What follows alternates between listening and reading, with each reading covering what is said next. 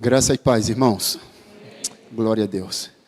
Abra, por favor, a sua Bíblia no Evangelho de Lucas, capítulo 24. Nós vamos ler apenas os primeiros versículos, versículo de 1 a 12. Evangelho de Lucas 24, 1 a 12. Quero tratar nesta manhã sobre o tema a ressurreição de Jesus e suas implicações. Diz assim a palavra do Senhor, conforme escreveu o evangelista Lucas, no capítulo 24, do versículo 1 adiante. Mas no primeiro dia da semana, alta madrugada, foram elas ao túmulo, levando os aromas que haviam preparado, e encontraram a pedra removida do sepulcro. Mas, ao entrarem, não acharam o corpo do Senhor Jesus. Aconteceu que, perplexas a esse respeito, apareceu-lhes 2 varões com vestes resplandecentes. Estando elas possuídas de temor, baixando os olhos para o chão, eles lhe falaram: por que buscai entre os mortos os que vivem? Ao que vive, ele não está aqui, mas ressuscitou. Lembrai-vos de como vos preveniu estando ainda na Galileia, quando disse: importa que o Filho do Homem seja entregue nas mãos dos pecadores, e seja crucificado, e ressuscite no terceiro dia. Versículo 7. Versículo 6. Ele não está aqui, mas ressuscitou. Lembrai-vos de como vos preveniu, estando ainda na Galileia, quando disse: importa que o Filho do Homem seja entregue nas mãos de pecadores e seja crucificado. Então, versículo 8. Então se lembraram das suas palavras, e voltando do túmulo anunciaram todas estas coisas aos 11 e a todos os demais que com eles estavam. Era Maria Madalena, Joana e Maria, mãe de Tiago. Também as demais que estavam com elas confirmaram estas coisas aos apóstolos. Tais palavras lhe pareciam como delírio, e não acreditaram nelas.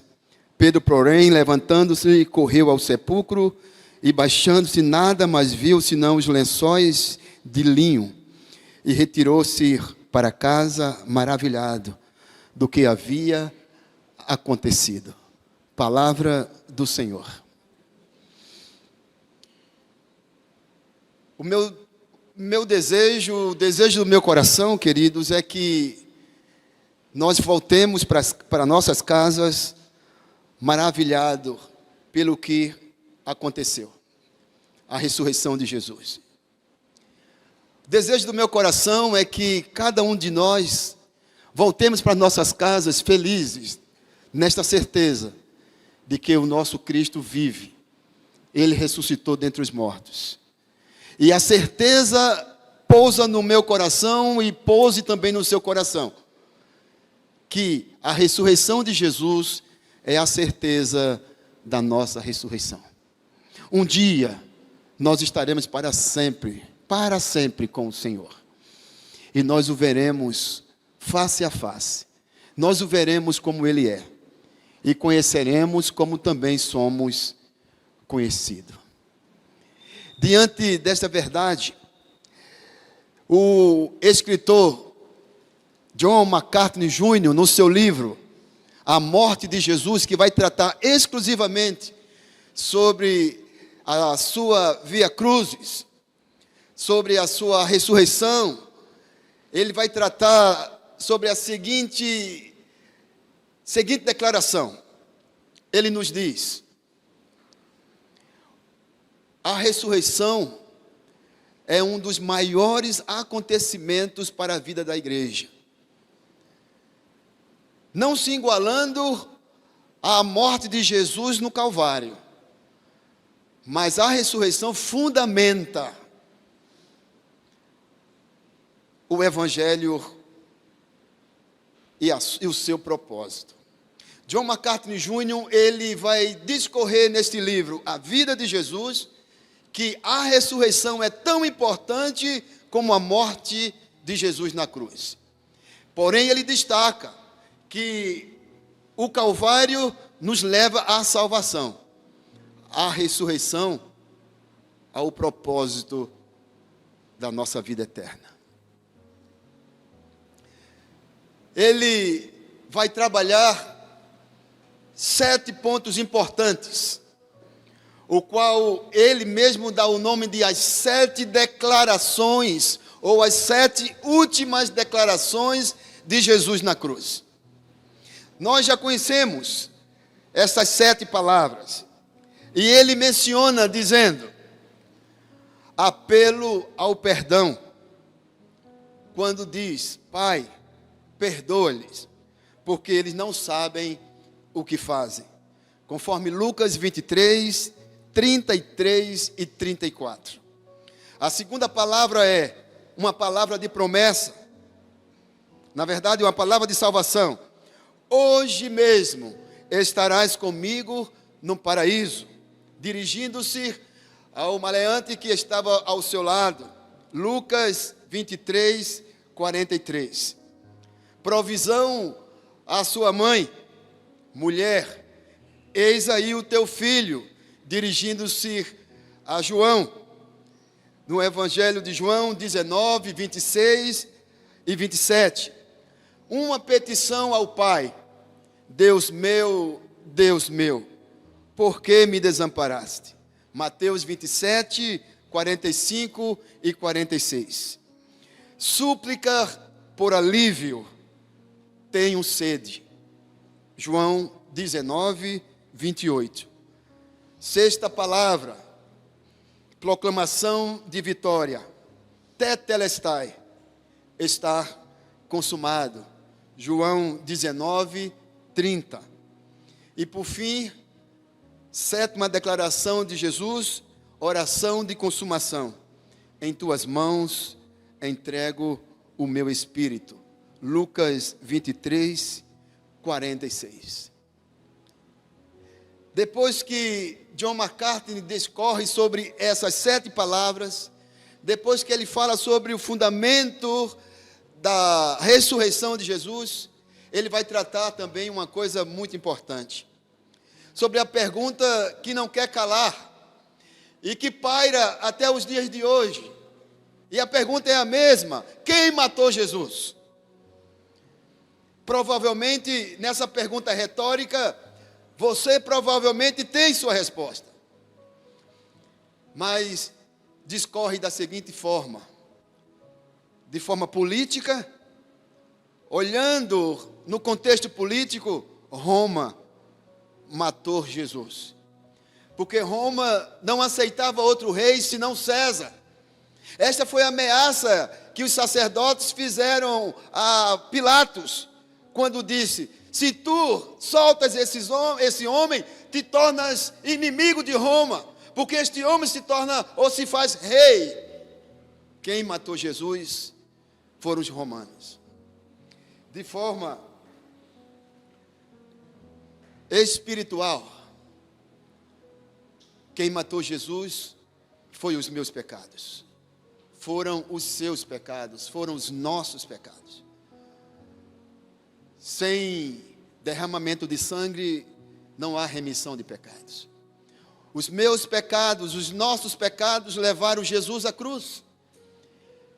Ele voluntariamente se deu, porque Ele era o Cordeiro de Deus que tira o pecado do mundo. Eu e você não poderíamos alcançar a salvação.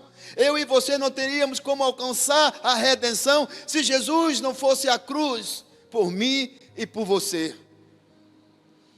Mas não só de forma política, não só de forma espiritual, mas também de forma religiosa. Quem matou Jesus foram os judeus. Os judeus mataram Jesus porque eles não creram em Jesus. O próprio Evangelho de João, no capítulo 1, ele diz assim: veio para o que era seu, mas os seus não o receberam. E dirigindo-se a nós, os gentios, que fomos enxertados na boa oliveira, o texto completa no versículo 12: mas a todos quantos o receberam, a esses foram dado o poder de serem feitos filhos de Deus, a saber, aos que crerem em seu nome. Nós fomos alcançados pela graça de Deus. Politicamente foram os romanos, espiritualmente foram os nossos pecados, religiosamente foram os judeus.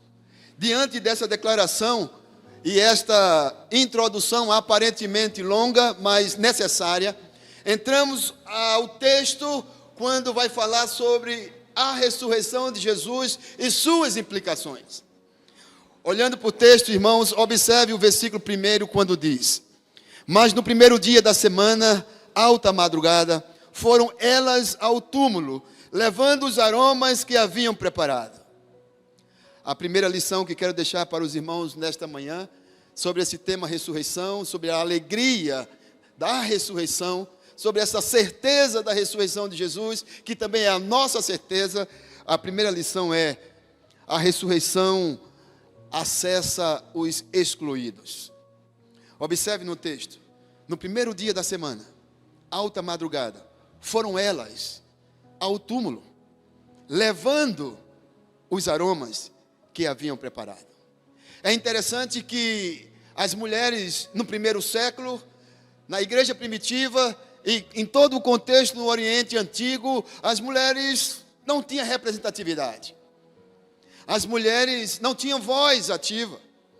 As mulheres, elas eram esquecidas, exploradas. E Jesus Cristo teve a graça de ter algumas mulheres abençoando o seu ministério. Jesus teve a oportunidade de ter algumas mulheres que o abençoavam com seus bens. Joana, ela dava parte das suas riquezas em favor do ministério de Jesus e o sustento do colégio apostólico. A própria Maria Madalena, depois de ser liberta por Jesus, tão agradecida, tão dada, alcançada de forma fenomenal pela graça divina, ela então torna-se uma discípula, uma seguidora. Ela então, os seus bens, usa também para a manutenção diária dos discípulos. Jesus dá um tom diferente pós-ressurreição. A ressurreição dá acesso aos excluídos. A ressurreição nos mostra que Jesus está na contramão da sociedade judaica, da sociedade do primeiro século, da sociedade do Oriente Antigo. Em nenhum momento você percebe nas Sagradas Escrituras Jesus aparecer primeiramente ao governador, a César, aos sacerdotes, ou até mesmo o mais dos carinhosos ou achegado discípulo, a saber, João.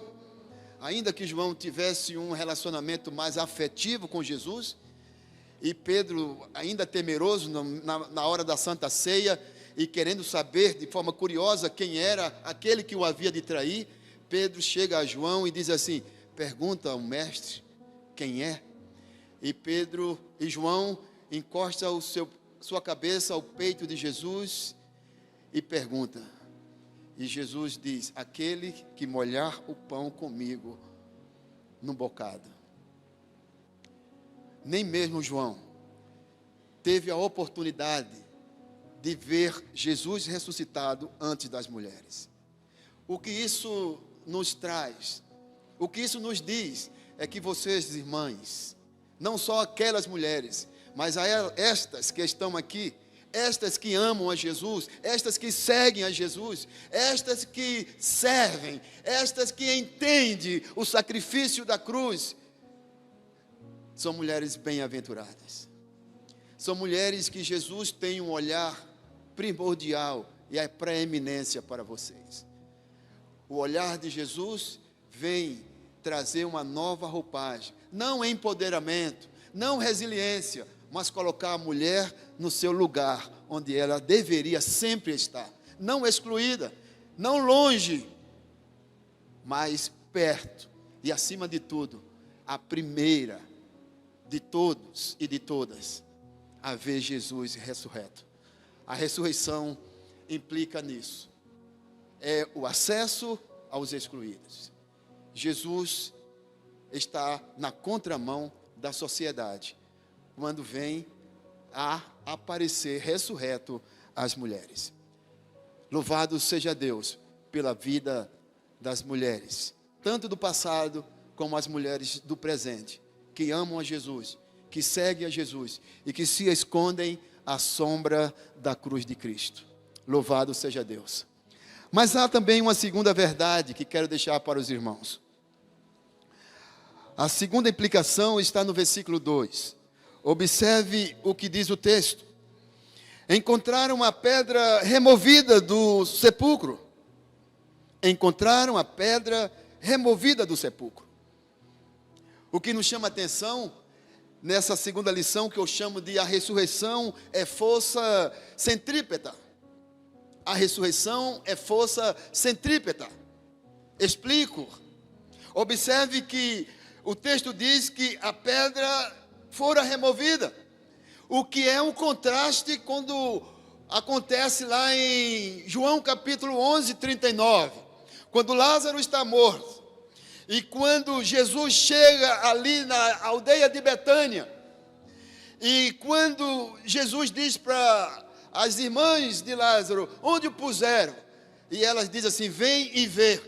E Jesus chegando à porta do sepulcro, Jesus diz para eles, tirai a pedra. Marta, a irmã do defunto, diz, Senhor, já cheira mal, porque já passam 4 dias. E Jesus disse, eu não disse, se vocês crerem, verão a glória de Deus. Observe que em João 11, 39, o que acontece não é uma força centrípeta, ou seja, não é uma ação de dentro para fora, e sim uma força de fora para dentro. Ou seja, a pedra foi removida pelo que estavam fora. Os homens que ali estavam tiraram a pedra. Mas a ressurreição nos mostra algo contrário. Nos mostra a força centrípeta, ou seja, o próprio Jesus foi que removeu a pedra. Ou seja, é de dentro para fora. Amém, irmãos? Glória a Deus. Nem a morte, muito menos aquela rocha de aproximadamente alguns quilos, que poderia apenas ser movida por 20 homens. E com o selo de Roma. Essa força centrípeta nos mostra que o poder que estava dentro é bem superior ao poder que está fora. O poder divino é bem superior do que o poder romano, do que o poder humano, do que o poder terreno. Jesus, com sua divindade, na sua natureza divina, você percebe nessa força centrípeta que o céu vem à terra, mas não a terra que vai ao céu. É Jesus que move a pedra. Se você prestar atenção, se você já leu, se não leu, lembre. Se já leu, lembre. Lá quando Noé faz a arca em obediência a Deus, e quando todos os animais já estão ali dentro, você percebe que há uma força centrífuga, ou seja, de fora para dentro. Ou seja, é Deus que fecha a porta da arca. Não é Noé, é Deus.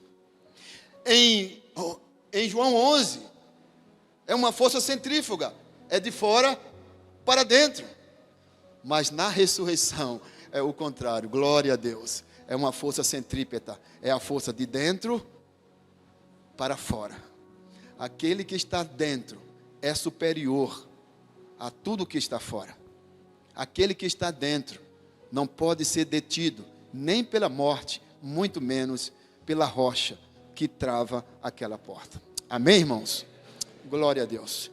Mas a ressurreição também tem uma outra implicação, que é o que diz o versículo 6. Observe o que diz o versículo 6. Versículo 6 diz assim: Ele não está aqui, mas ressuscitou.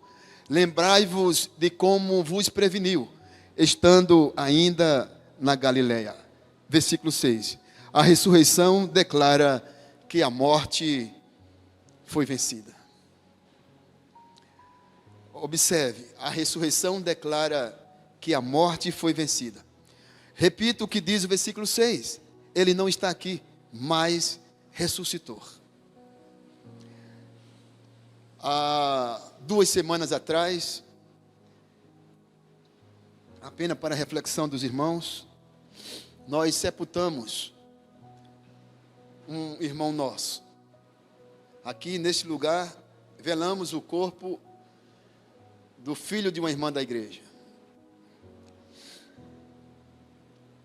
E quando nós nos deparamos com a morte, seja de alguém perto ou de alguém longe, nós, no mínimo, precisamos refletir de forma consciente que este é o fim de todo o homem.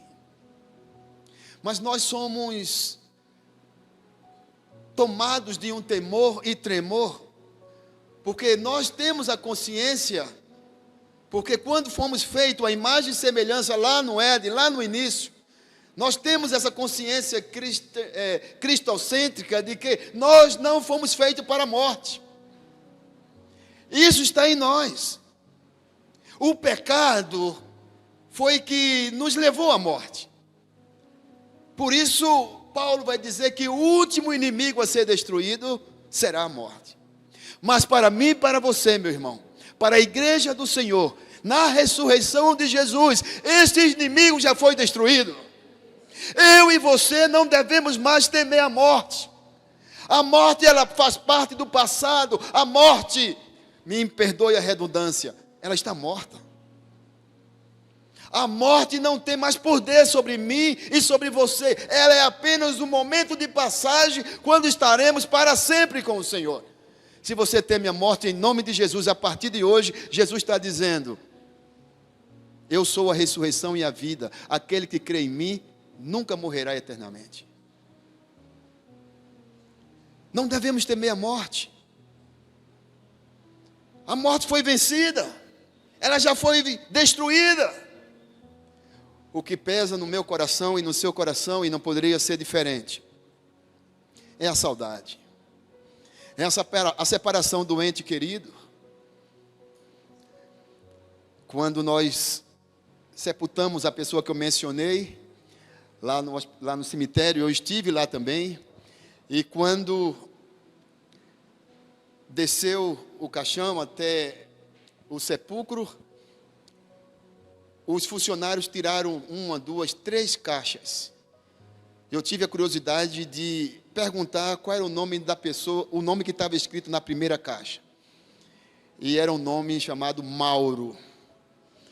E alguém me disse que foi presbítero Mauro, um dos membros da igreja, fundadores da igreja.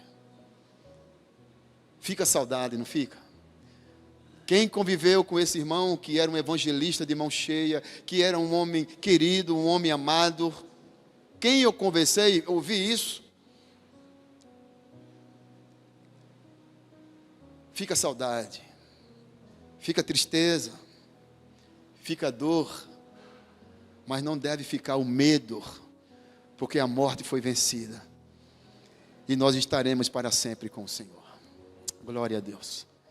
A ressurreição, ela também traz uma das grandes verdades para mim e para você, e eu quero trazer isso como a última lição da nossa prédica nesta manhã. Está no versículo 9. Observe o que diz o versículo 9. Versículo 9 diz: e voltando do túmulo, anunciaram todas essas coisas ao 11, e a todos os mais que com eles estavam. Observe que a ressurreição é comissionamento. A ressurreição é convocação.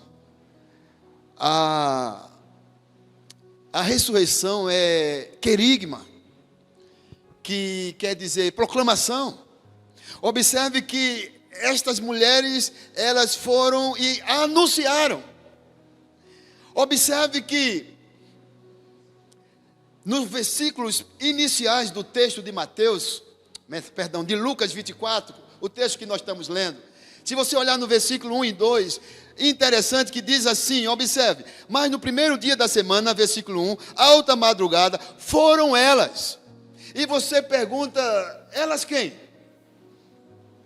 Porque você olhando para Mateus 16, 28, você vai ver que ele cita Maria Madalena e Maria as outras. Chega em Marcos, cita Maria Madalena. Chega em João, cita o nome dessas mulheres também. Chega em Lucas, começa o capítulo e só no versículo 10 que vai dar o nome dessas mulheres. Não só porque eram esquecidas e excluídas, como foi a nossa primeira lição da mensagem de hoje, mas também para gerar em mim e você um suspense. Quem eram essas mulheres?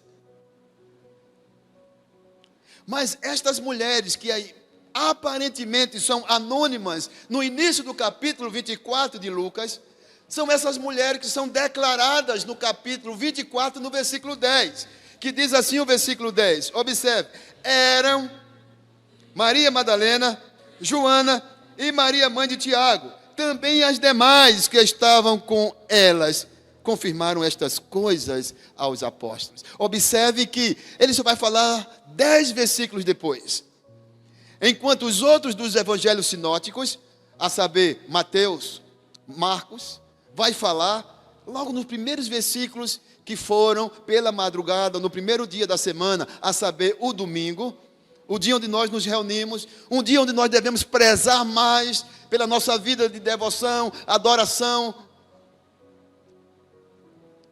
Elas foram ao sepulcro. E é interessante que Lucas só diz isso depois, no versículo 24.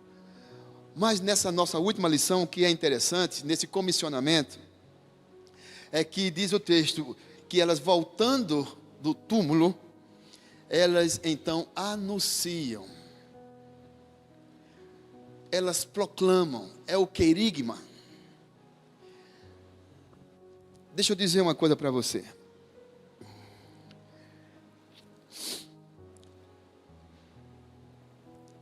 Há algumas mentiras em relação a Confúcio. Há mentiras em relação a Buda, a Maomé. Há mentiras em relação a Ellen White e a tantos outros líderes religiosos. E os seus restos mortais estão sepultados. Você não só encontra os seus túmulos, como os seus restos mortais.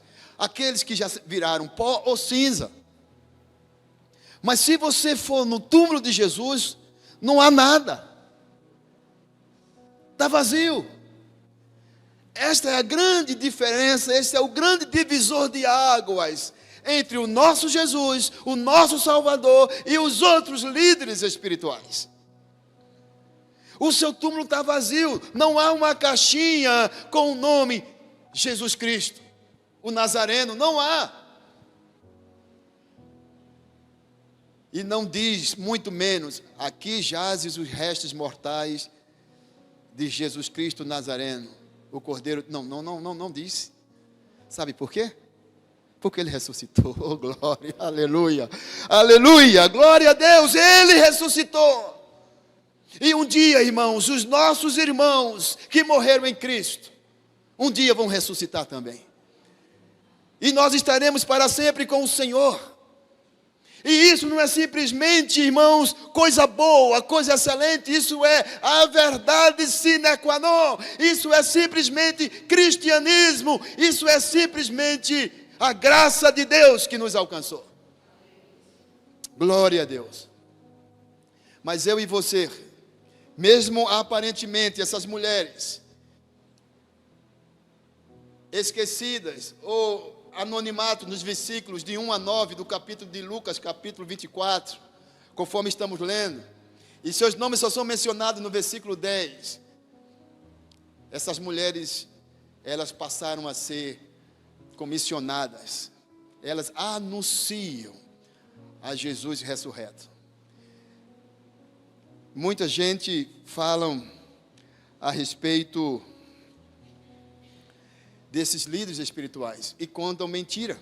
Vocês lembram lá em Mateus, por exemplo, quando os sacerdotes Caifás e Anás chegam para Pilatos e dizem assim: olha, é o seguinte, tem que enviar uma escolta e proteger aquele túmulo, porque os discípulos podem vir roubar o corpo e dizer que ele ressuscitou.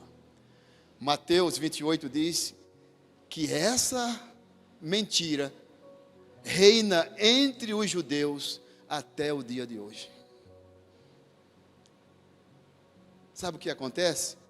Se eu e você calarmos, esta mentira pode alcançar os nossos parentes, os nossos amigos, os nossos filhos. E vão dizer assim: não, os discípulos de Jesus roubaram o corpo, está aqui. Essas mulheres anunciaram que Jesus Cristo vive e que Ele há de ver aos seus discípulos lá na Galileia. E onde é a Galileia? É a terra daqueles homens. Todos eram galileus, exceto um, que era Judas Iscariotes, mas já não estava entre eles. Mas o que é interessante é que a ressurreição, ela também tem o aspecto de comissionamento. Nós somos chamados para anunciar que Ele vive. Não simplesmente como uma pessoa que eu conheci, que ficava na praça ou no ponto de ônibus com uma placa: Ele vive. Ou se você um dia tiver a curiosidade de passar lá na leste-oeste, como eu faço todas as vezes que venho para a igreja, e ao chegar ali em frente à Avenida Lindenberg, que cruza à direita para Araçais ou Ponta da Fruta, e à direita e à esquerda para a Lindenberg, lá no final do viaduto, há uma placa pequenininha assim no chão, dizendo assim: Ele vive. Mas bem pequenininha. Mas que a minha proclamação e a sua proclamação seja muito mais do que uma placa, seja uma expressão de vida. Que eu e você possamos dizer: Ele vive, não porque são meus méritos, mas pelos méritos de Cristo Jesus. Ele vive, porque a Bíblia diz: Ele vive, porque a morte não pôde retê-lo. Ele vive, e um dia eu o verei, e um dia eu o conhecerei como também sou conhecido. Que eu e você possamos sermos comissionados a falar estas verdades. Diz o texto em Lucas 24, observe, diz assim: e voltando do túmulo, anunciaram todas estas coisas aos 11 e aos demais que com eles estavam. Aí diz os nomes, e chega no versículo 11: tais palavras lhes pareciam como que delírio, e não acreditaram nelas. Pedro, porém, levantando-se, correu ao sepulcro, e baixando-se nada viu, senão os lençóis de linho, e retirou-se para casa, maravilhado do que havia acontecido. Que eu e você possamos voltar para casa maravilhado do que aconteceu. Não só ressuscitou Jesus, mas Ele ressuscitou na minha vida, ressuscitou na sua vida. Ele nos deu vida quando estávamos mortos nos nossos delitos e pecados.